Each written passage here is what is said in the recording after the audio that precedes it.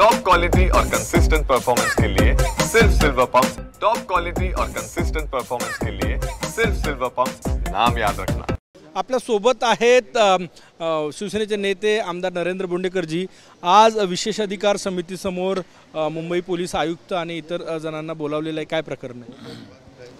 उद्या विशेषाधिकार समितीची बैठक आहे आणि मागच्या जो अधिवेशन होतं, अधिवेशनच्या शेवटच्या दिवशी जे काही प्रकरण झालेलं आहे तर त्या दोन्ही आमदारांचा आम्ही त्याच्यामध्ये उत्तर मागितलेलं आहे आणि त्यांचं काय म्हणणं आहे ते मागितलेलं आहे आणि त्या संदर्भात जे काही FIR झालेलं आहे त्या FIR संदर्भात मुंबई पोलीस CP आणि DCP आणि त्यातला जे काही सुरक्षा रक्षक आहेत, मुख्य सुरक्षा रक्षक विधानसभेचे, त्यांचे आम्ही मत ऐकून घेणार आहोत नेमकं काय आणि त्याच्यामध्ये काही पार्श्वभूमी गुन्हेगारांची तर नव्हती, कारण बऱ्याचशा सदस्यांचा तो प्रश्न होता की त्यामध्ये पार्श्वभूमी गुन्हेगारांचे आहेत, जे काही ते 2-3 आरोपी होते तिथे मारपीट करणारे, त्यांच्यावरती काही क्रिमिनल्स केसेस आहेत, त्या सगळ्याची चौकशी आमच्याकडे आलेलं आहे, तर ते आम्ही ते करतोय। त्याच्यासाठी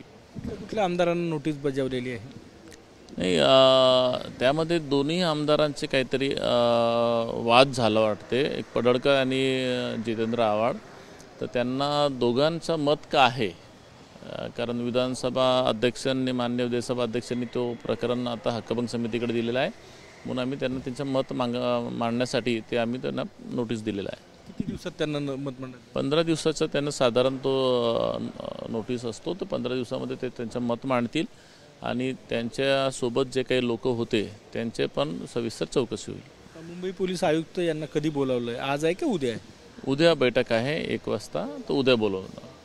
काय होईल या प्रकरणामध्ये, काय वाटतं तुम्हाला? एकूण नाही, विधानसभा हा महाराष्ट्राचा सगळ्यात मोठं सभागृह आहे आणि याच्यामध्ये अनधिकृत क्रिमिनल्स लोक प्रवेश करायला नको पाहिजे आणि जे काही प्रकरण झालं, शिवेगाळ झाली, मारपीट झालं, तर हे असे भविष्यात होऊ नये त्यासाठी ते सुरक्षेसाठी ते बैठक बोलवलेली आहे। आमदार पडळकर आणि आमदार जितेंद्र आव्हाड यांना नोटीस बजावून काय विचारण्यात आलं? नक्कीच हा काय पार्श्वभूमी त्यांना अधिक माहिती असेल, कदाचित त्यांचे कार्यकर्ते असतील, त्यांना कोणाचे आक्षेप असेल, कोणाचं त्यांचं काय मत आहे ते मांडण्यासाठी त्यांना नोटीस दिलेलं आहे।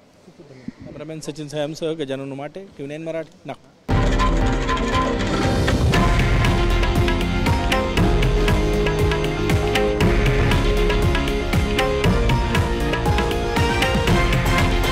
हे आहे देशातील नंबर 1 न्यूज नेटवर्क आणि आपण पाहत आहात TV9 मराठी, एकमेव।